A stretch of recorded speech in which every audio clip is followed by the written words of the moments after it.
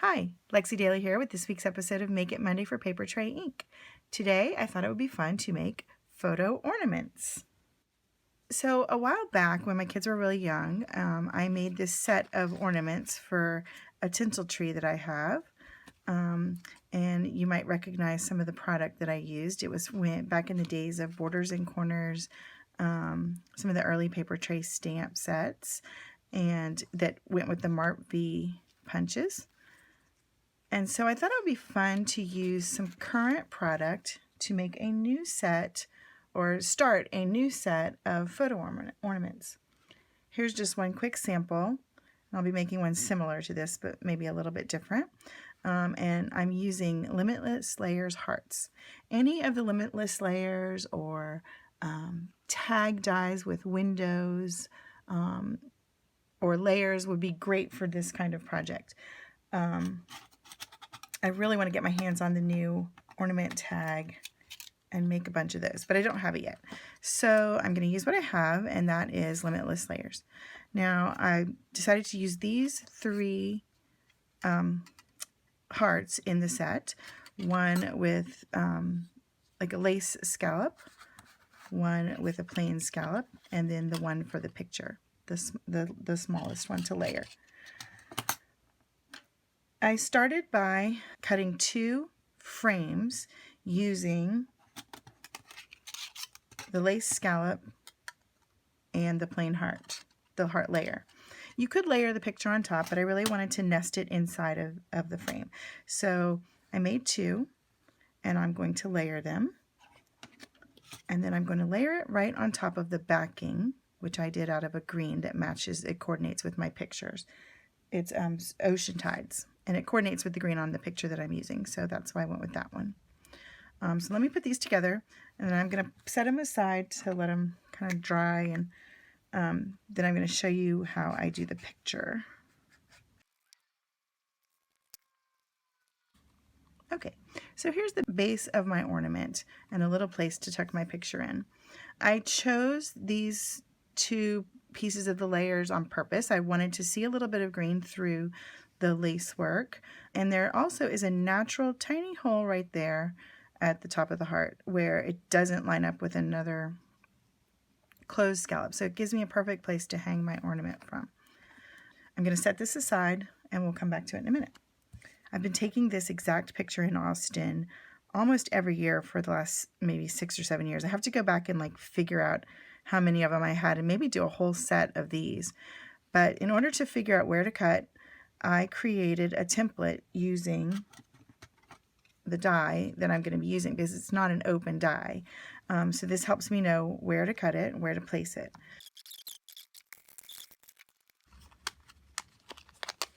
And I printed up just a few pictures that I liked from the last year on photo paper so that they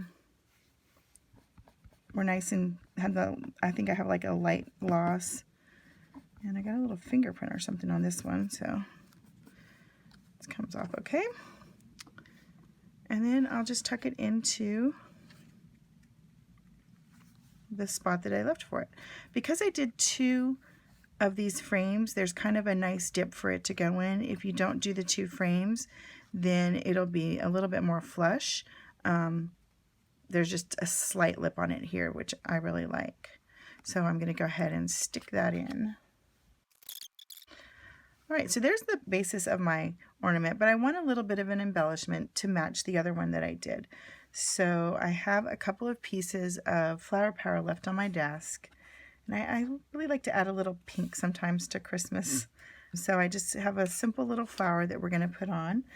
When I was rummaging for paper, I found this piece of watercolor paper that I had sprayed a shimmer spray on it and decided not to use. So I ended up cutting the flower out of that rather than stamping it. And I'm just going to stamp the red dots in the middle of it. And now the leaves I'm actually going to stamp. And I have them set up already from the last ones. All right. I have just a nice little shimmery embellishment to add to the frame. Before we put on the twine, I actually created a stamp so that if I was making a group of these or using them for tags on gifts or whatever I'm using them for, I made a stamp that has a sentiment to put on the back of them. It says, "Hugs and Kisses, Merry Christmas, 2017.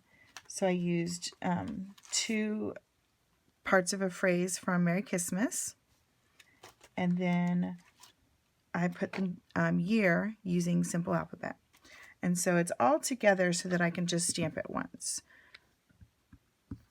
These tags would be great to add to gifts, to show who they're from with a picture instead of just words. It would be fun to do a whole set from just 2017 with the same elements that coordinate with each other, and then you could do something a little bit different next year. They would be cute on a card front too, where you can take it right off the card and hang it on the tree. Another little take on a photo Christmas card like what Ashley did last week. So here I'm going to add a little bit of silver and white twine, and I'm going to use that hole, and it's actually a little small, so I have a tiny hole puncher that I can finish the hole so that it matches all the way. I just kind of